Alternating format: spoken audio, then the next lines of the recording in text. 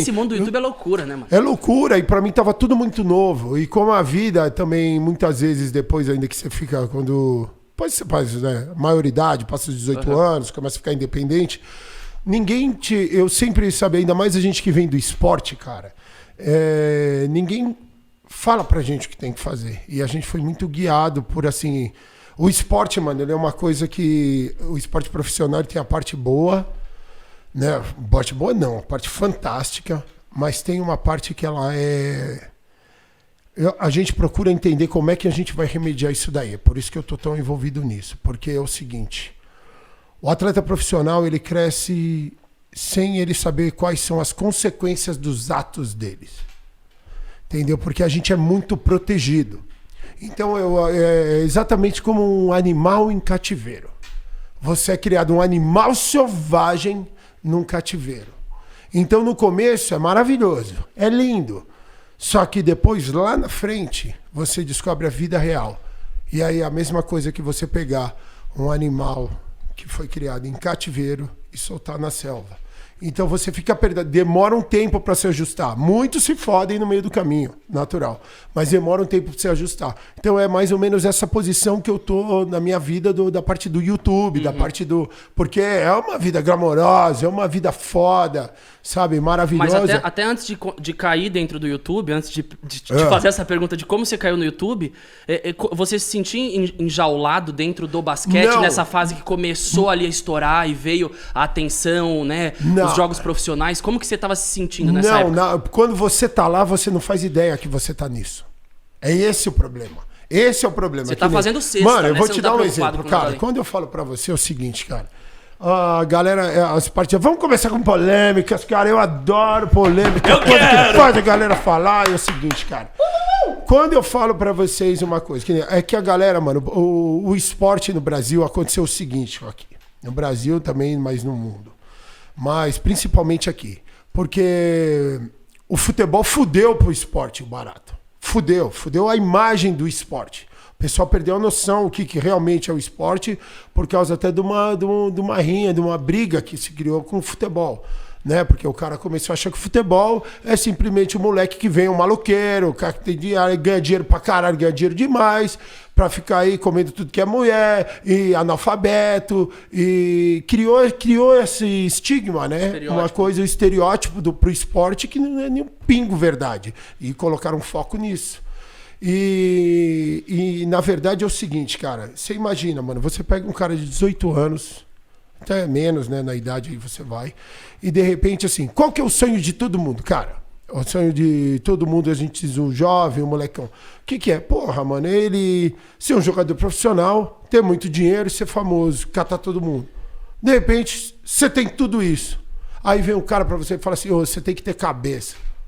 Mas pra puta que eu pariu, cara, ter cabeça, cara. Você tá brigando pra ter isso a sua vida inteira. Agora eu tenho. O que é ter cabeça?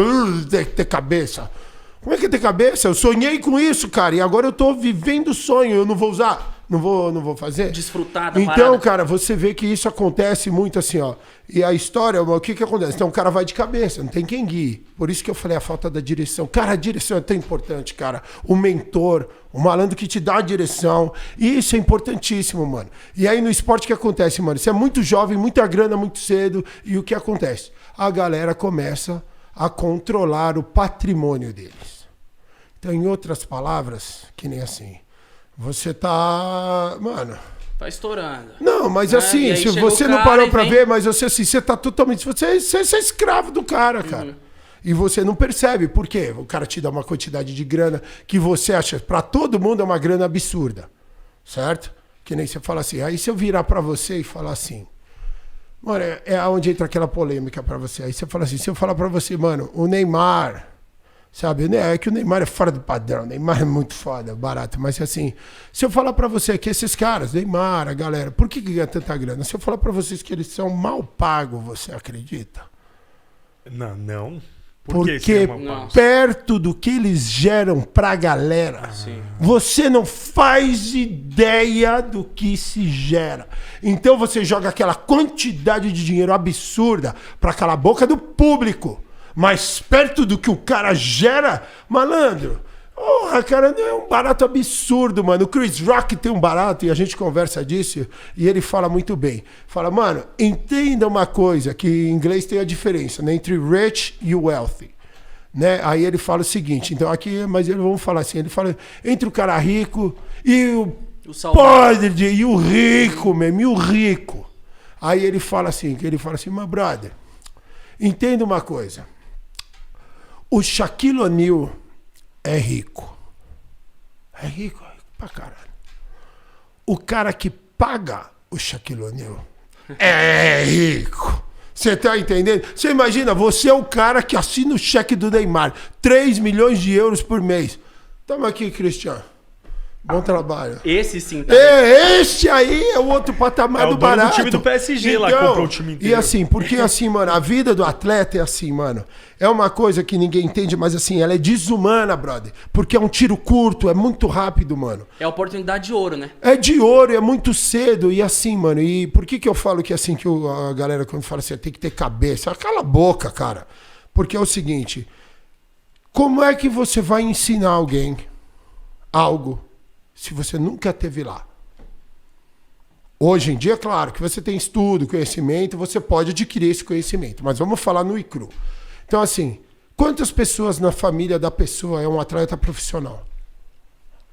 Mano, isso é menos de 1% da população. É muito raro, não tem ninguém que possa nos ajudar. Porque a gente, sabe, vai com de um jovem muito cedo, é muita grana. Comparado com a população, todo mundo. É muito dinheiro. Claro, porque eu tenho um tiro muito curto, minha carreira é muito curta.